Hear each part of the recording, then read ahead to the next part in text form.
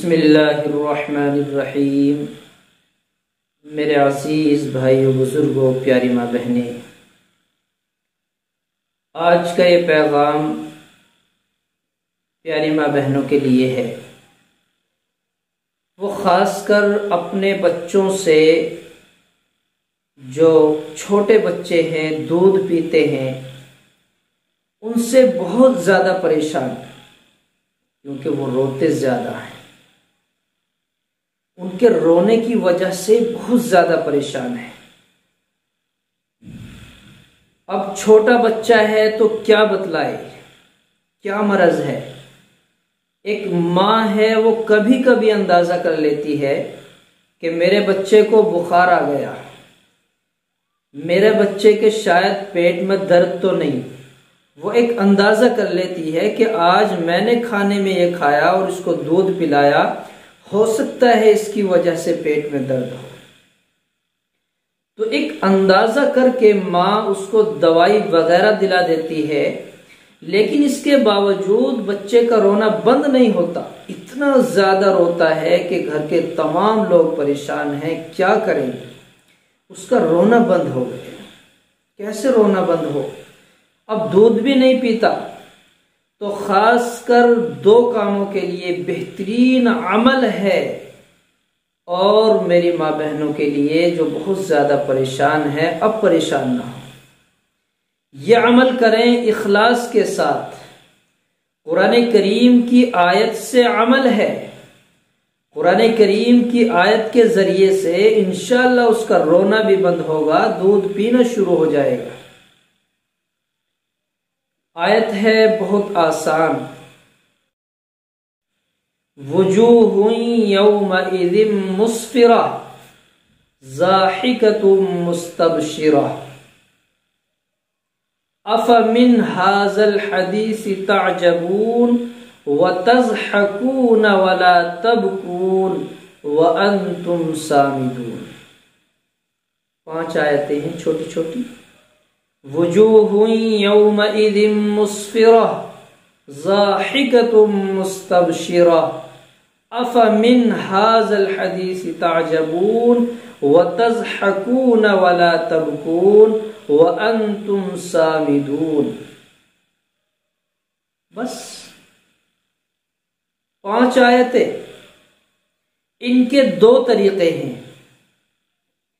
एक तरीका तो यह है कि हम इन आयतों को किसी हाफिज कुरान से लिखवाएं, इमाम से, किसी मदरसे के उस्ताद से, किसी आमिल से लिखवा लें। लिखवाने के बाद उसको बच्चे के गले में डाल दें। एक तरीका ये है। इससे ज्यादा अफजल, बेहतर, आसान तरीका ये है कि 11 मरतबा इन आयतों को पढ़ें। अव्वल आखिर दुरूद शरीफ पढ़ें, उस बच्चे पर दम कर दें। थोड़ा सा पानी एक गिलास में ले लें, उस गिलास में दम करें, बच्चे के ऊपर दम करें, उस गिलास पानी में दम करें। फिर उस पानी को बच्चे के हाथों पर, चेहरे पर, गर्दन पर, थोड़ा सा उसके शरीर में जगह जगह ऐसे भिगोकर हाथ फेर दें। थोड़ा सा पानी उस बच्चे को पिला दें।